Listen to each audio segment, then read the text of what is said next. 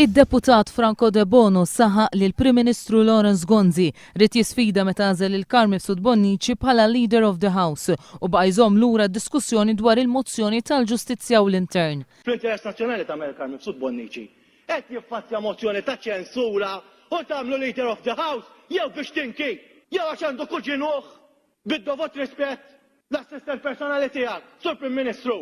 Semma kif il-mozzjoni dwar il-ġustizzja u l-intern hija kwistjoni ta' bażi individwali u mhix qed toħloq vjolenza psikoloġika kif esponenti tal-Gvern ippruvaw jagħtu l-impressjoni. Franco De Bono semma kif il-vjolenza psikoloġika saret fuq u minn nies li nataw kuntratti ta' xogħol minn Laurence Gonzi. Jiena għaddejt minn problemi ta' saħħa fil-familja tiegħek dawn l-aħħar xhur waqt li kont qed naqla insulti u vjolenza psikoloġika kbira minn għand nies li dawthom il-kontratti. Prim Ministru Laurence Gonzi tajjeb u nies fil-kabinet tiegħu lil dawn li għajru lili ħadu x-xogħol tal-Gvern.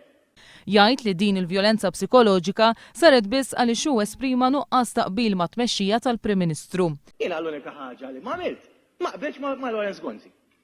Ma qbilx mal-mod ta' tmexxija tal-Prim Ministru dik li għamilt jien għamilt mismanagement ma għamilt xejn. Jiena ma qbilx magħhom daw. Mal-mod kif kienu qed imexxu, kont inni ngħidlu. L-istess attakki għal Franco De Bono sofrihom l-eks Ministru Nazzjonalista John Dalli wara allegazzjonijiet infondati li kienu saru fil-konfront tiegħu. Dwar dan, Laurence Gonzi għadu ma weġibx. John Dalli m'għandux familja. John Dalli kisruh. Għal xejn b'xejn.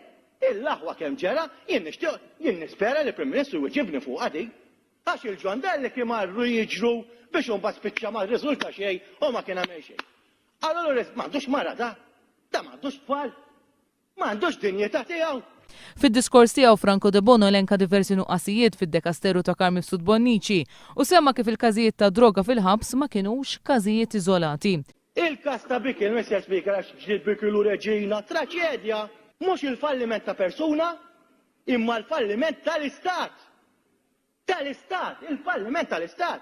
Semma kif l-Amnesty International remarkat kif iċ-ċentri ta' detenzjonijiet f'pajjiżna mhumiex adegwati u ilmenta mill-mod kif il-Gvern kaxkar saqajh biex il-liġi tal-finanzjament tal-partiti tiġi diskussa fil-Parlament. Franco De Bono saħaq li bħalma Carl Mifsud Bonnici jrid jieħu l-mertu ta' ċertu affarijiet hekk ukoll irid iwieġeb u jerfa' r-responsabilità politika tan-nuqqasijiet li seħħew.